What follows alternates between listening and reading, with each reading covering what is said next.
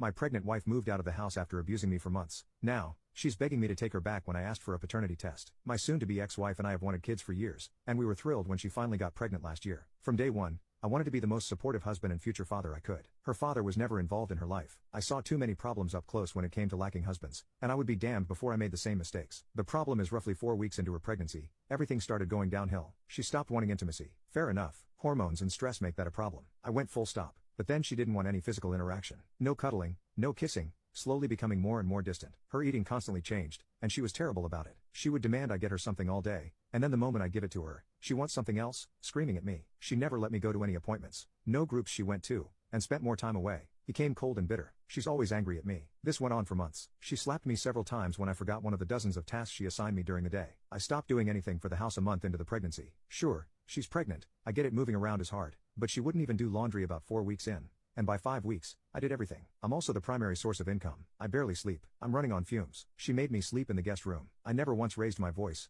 my hand, or my tone. I sat there and constantly mentally reminded myself this wasn't her and that this would all be worth it. She didn't want me to make any baby decisions. No name, no work on the nursery, nothing. 1 month before she delivered, she yelled about how effing useless I was, how I didn't do anything, and that she was staying with her mother. She didn't let me get her anything, come check on her, threatened to divorce me, and get a restraining order if I even called her. A few weeks back, I found out about the birth of my son from a Facebook post. She posted it with her mother and some family. It effing broke me. I tried to go to the hospital and visit. They had security kick me out. After months of outright hatred, anger, and abuse were thrown at me 24/7. I effing had it. Odds are, I'm not even on the birth certificate. I opened a new account, and all my deposits are there. I took half out of our joint account. She never bought baby stuff ahead of time. Who knows what that money was going towards? So now that she has to buy supplies for our son, she's used up every cent. I've gotten a lawyer. The house is mine, and I'm the only one who has spent money on it in any way. I've sent the rest of her stuff to her mother's house. I'm demanding a paternity test. I'm not spending another damn cent until I get verification it's my son. I'm divorcing her. She chose the stay-at-home life. If she cheated, she'd be screwed. Her mother has money for a couple of weeks' stay,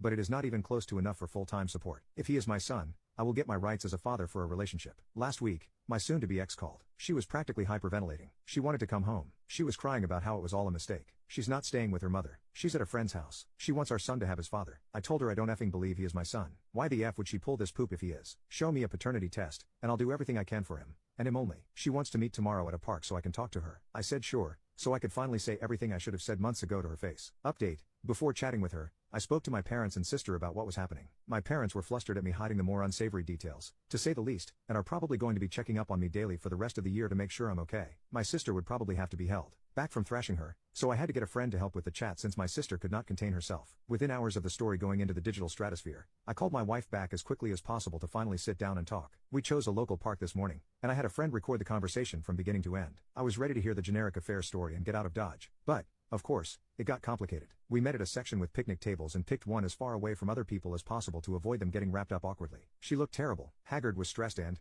thankfully, without the baby. She tried to have a big emotional chat and whatnot. I wasn't tearing up or acting like the hardened badass. Frankly, I just wanted to figure out what this was all for. I didn't even get to ask the question before the floodgates spilled. I will attempt to relay this story as best as I can because even looking back on the recording, it's a mess, but also, it's because I don't 100% believe it. So fair warning, it could all be fake. This all started with her mother. As I said before, my wife's father was absent. He started well, having 2 sons with her mother before her Mel. When her mother got pregnant with her, her father went from being the picture-perfect guy he was at first and slowly changed into a negligent, abusive, unfaithful, and unsupportive jackass, ending with him disappearing when her mother was delivering. He's been in and out of prison since. No one knows why he did it. The impression her mother always gave was that she was a strong, resilient woman who withstood anything life threw at her and did anything for her kids. She has claimed to be in therapy for years. In reality, she has managed to conceal a deep hatred for men outside of her sons, but according to my wife, there was favoritism towards her. My wife also found out she stopped therapy almost a decade ago but never told anyone. Her mother seemed always to have some slight against me, and now I know why. She was never hostile but certainly wasn't warm to me, and hearing about her secret hatred,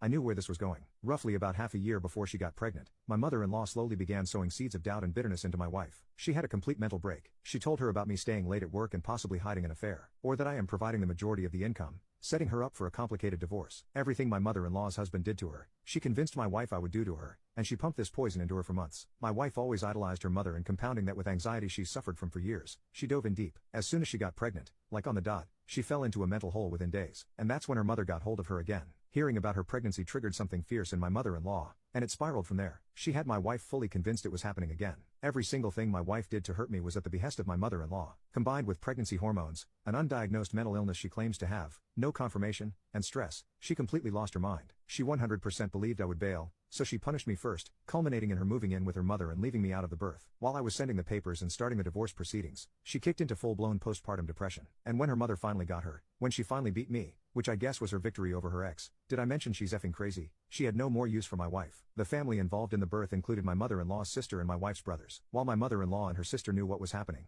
my bills got fed the BS narrative my mother-in-law spun. When my mother-in-law was done with her plan, the entire facade came down, and my bills found out everything upon questioning my wife. They were horrified. Postpartum, facing a very grueling divorce on her side, no longer welcome in our home, and having done everything to alienate me from my son at the behest of a broken lunatic, reality hit her like a truck. She torched her entire life because her mother is a broken shell of a human who used her to enact her sense of justice. The very mother who washed her hands of her after she got what she wanted. Or at least this is the story she gave me. Frankly, there are many holes in her story. The starting point of the pattern of abuse, the claims of who was involved in the delivery, me being absent from appointments, the friend, who she confirmed is female, she's staying with, and, of course, my alleged son's paternity. It seems way too effing crazy to be made up. Who would go to the effort to make this up by facing what she's facing? As soon as she finished, she said she was setting up a paternity test and gave me the info I needed. Luckily, it should be done in roughly a week or so once I do my part. She gave the most sincere apologies any human being has ever offered. She's begged for another chance. I was, frankly, too stunned to say anything, so she left and promised to call soon. I don't think I can give her another chance. I don't think I can ever risk anything like this again. God,